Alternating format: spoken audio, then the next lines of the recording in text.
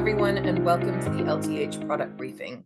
I'm joined today from NetDocuments by Michael Hill, the Director of Product Marketing, and Kyle Kissel, the Lead Solutions Expert, aka apparently Legal Tech Nerd, which I feel like many of us share that title. Hello, Kyle. Hi, Michael. In good company. Yeah, exactly. And we are here today to talk about PatternBuilder MAX, which is beyond and different from the NetDocuments core product around DMS. So Michael, I'm going to ask you first to give us a little bit of background on PatternBuilder MAX. It is the result of an acquisition and then some developments. How did it come to be, and effectively, what is it? So I think that where we are now is a natural extension of our kind of core strategy and how we serve our customers, but it was certainly accelerated and enabled by the acquisition of AfterPattern, which was an advanced no-code document and workflow automation platform, which we then built entirely into our platform. We have a one platform strategy. I think we've called it one puppy to love, right? It is one thing for customers to deploy, one thing for them to learn. It has significant advantages in terms of security and just efficiency of developing and innovating new product. We launched that. It was our most successful. And then towards the end of 2021, the promise of generative AI became apparent that it was starting to come true. And we realized that the ability to pair a best-in-class document management system with advanced logic-based traditional document and workflow automation and the capabilities of generative AI just opened up so many more use cases and problems that our customers face to solve. So we set about very rapidly integrating generative AI capabilities into the PatternBuilder framework, working very closely with customers around the world and from legal departments and government entities and obviously law firms to ensure that we were thinking about it the right way, and then began to actually roll it out to customers in the middle of last year and then released commercially in October. And now, by the way, PatternBuilder MAX is our most successful release to date by about a factor of 10x. Fantastic. Thank you, Michael. And Kyle, I think before we jump into a demo, because I am super excited to see this one, you have a little bit of background as well on the product. I do. And I think that Michael did a really good job of touching on the way that we thought about this, because you had to be responsible, right? Especially with generative AI and the sensitive data that, our clients entrust us with. We had to build our solution in a way that allowed people to leverage their knowledge, but also, not at the expense of the control and governance that they've set up. So, lawyers don't want much. They just want AI to know everything that they know and do everything that they can do. So this is what we have found. They don't want just general purpose tools. They want to encode their knowledge, their experience, their voice into AI. And we found that that's inside of their documents, right? So by tapping in generative AI with a no-code tool into the DMS, it was only logical, and we could help ensure that we're able to do so responsibly, right? Being able to pull in those non-public, client-specific nuances into the generation process. And so as we mentioned, right now we've partnered with Microsoft to ensure that we can meet enterprise-grade security, to ensure that we are allowing users the ability to leverage AI without the fear of their knowledge being used to train away their competitive advantage, right? And feed specific client information to a large language model. And then due to the partnership that NetDocuments has with Microsoft, we have some noteworthy exemptions, such as a 0-day retention and a zero read agreement with Microsoft, where they're not scanning any of the content that we put in for abuse, and no Microsoft employee or Microsoft algorithm has access to the content that you send over. Yeah, we might want to dig a little bit deeper into that, because it may be unfamiliar to some of the audience who maybe is in earlier stages or hasn't looked very closely at Microsoft OpenAI. So for very, very good reasons, Microsoft has in place some policies that make perfect sense if you're talking about the use of generative AI in, say, a marketing department or in various other kind of enterprises. But when you look at legal professionals, the retention of potentially sensitive client information, it can't happen. And certainly any kind of machine or human oversight of the content itself. Lawyers sometimes deal with matters that involve terms that might trigger that algorithm or might trigger human oversight. So in working with Microsoft and literally sitting down with them and helping them understand the unique specific needs of the legal professional audience, that's really really where those exemptions came from, because we're both committed to providing the exciting opportunities around generative AI, but also in a way that enables legal professionals to maintain their responsibility to secure their data. Yeah, that's a great point. And thanks for adding that color, Michael. What we saw, Nikki, in the market was two choices. One, a chatbot, right? Where users, the onus of becoming a prompt engineer is on them. And it does quite a bit, right? You can ask it to generate information. The problem is that chatbots, the onus of becoming the perfect prompt engineer falls on your user. It's hard in a chat window to take 10 documents worth of knowledge and distill it into a prompt. Also, your real world use cases aren't just draft this template contract. It's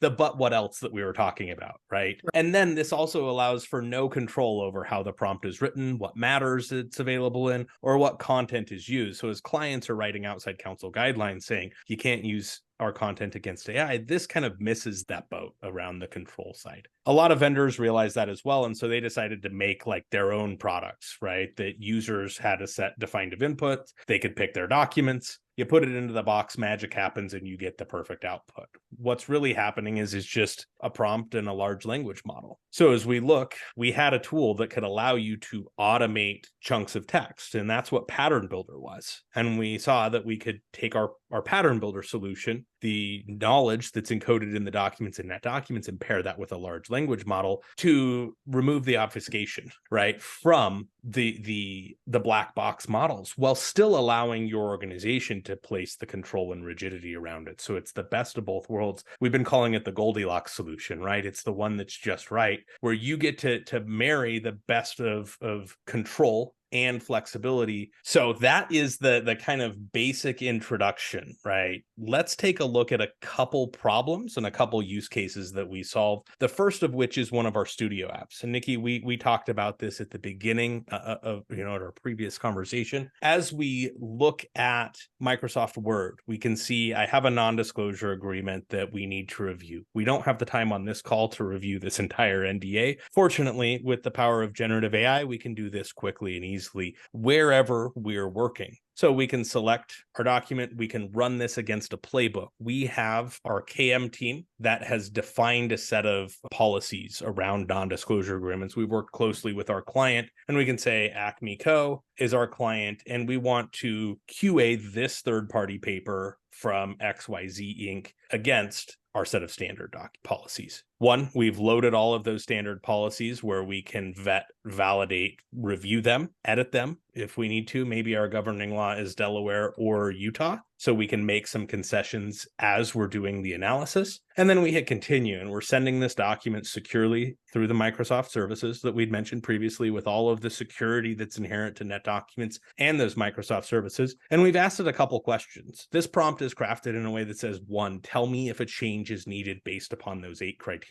We're looking at our primary, our secondary, and then some guidelines. 2, if a change is needed, give me a semantic red line, right? Tell me the conceptual differences between the text provided and if a change is required, tell us how we can rewrite this to be more favorable and more in line with our policies. So this is all information that is encoded in your document, that's encoded in your database, in your corpus of knowledge. But that's a really time-consuming process for somebody to go through without the power of generative AI. Sorry to interrupt, but one of the things I guess that's different here between some of the other solutions is this is all covered by the same security mechanisms that NetDocuments has in place for your documents. So from a data privacy and security perspective, you can be sure that this is safe to use. And we're able to do this without a separate migration of content from your document management system into a third vendor. So this is all retaining that information securely inside of the NetDocuments ecosystem, inside of our one platform. That's great. So PatternBuilder sits right inside of your NetDocuments matter file. So you can trigger generative AI workflows alongside of your documents. So we're reviewing some documents, we have a question, we need to create a funding packet, etc. We can do so right from here. The contract playbook that we showed you was a studio app, right? That's out of the box. But let's look at a custom app. where maybe we have some information inside of documents that reside in NetDocuments, and we want to use that information to populate other documents that we have. Well, we can take our fact sheet that we have, we can take several documents if we want to, and we can say, hey, we're representing quantum innovations, and we want to generate those 4 of the 5 menu documents that we have. We extract the data from the source document. We can store that information inside of our relational database the Pattern Builder includes. We can even display the information. Is what I've found. Everybody wants to use AI, but everybody wants to check and make sure that AI is doing it right before they put that into client-facing documents. So the great thing about this is I built it in, and we have some QA. So we can say, looks like we missed the state of California, right? So I can hard code in CA, or I could type in California if I wanted to. I love the prompt actually asking people to validate. That's great. Exactly. We can see as we scroll down, right? All of the information is here. And this isn't the tool doing this. This was me saying, this is how I want the tool to behave. It validates this information. Then as I hit continue, it writes that information into the database. It can display shareholders, stockholders, investors for me to review as well, and generate that information into a packet of documents. We can also save those documents right back into the matter file inside of NetDocuments. So simple, easy, and intuitive. And we have this file that we've generated, or several files that we've generated, right from here. The final thing that I want to show you is we can also summarize large volumes of text. So as we're looking here, here's another Pattern Builder app that I've run. A question that I got the other day was, it's really hard for new attorneys who are joining a matter to get up to speed. There are hundreds of documents. They just need a succinct timeline of what's happened in a matter across multiple files. So from here, we can do this, right? I can say I'm looking for my set of data. I want to perform a search. I want to select the group of documents in that folder or the group of documents in that matter. We can select up to 100 files. We can choose to save the case digest back to the matter file, so we don't have to run this over and over and over again, right? And take the expense of running AI to answer a question that Michael had already answered himself. And now we're taking multiple documents, summarizing them asynchronously, and then ordering them into a succinct timeline that's easy for somebody to review, to QA, and to get up to speed on large, complex matters in a way that was impossible before. We process and generate a case digest across our multiple documents. Inside of this document, we've actually got a disclaimer, right? That's telling you, hey, this was generated using AI. And that's a disclaimer that my firm chose to add in. And here's the file that then was saved back to our matter that has that summarization of all of our documents that we had selected, so that it's easy for an individual to get a timeline of all of the actions, all of the, key and noteworthy events across the several documents or across the entire matter. Okay. So you would see a series of summaries in chronological order. And you could set it up to be in chronological order, in reverse chronological order, in the order that they were in the documents, right? Maybe so in original order, and you would absolutely have that capability and that configurability. Well, thank you so much, both of you, for showing this to us. I think it is really impressive and solves some of the problems that firms face around confidentiality and security and just ease of access. And it really elegantly brings together that low-code functionality with your own documents and the power of large language models. Thanks everyone for watching. And we will put a URL at the bottom of the screen to allow people to access and contact NetDocuments to ask more about Pattern Builder MAX.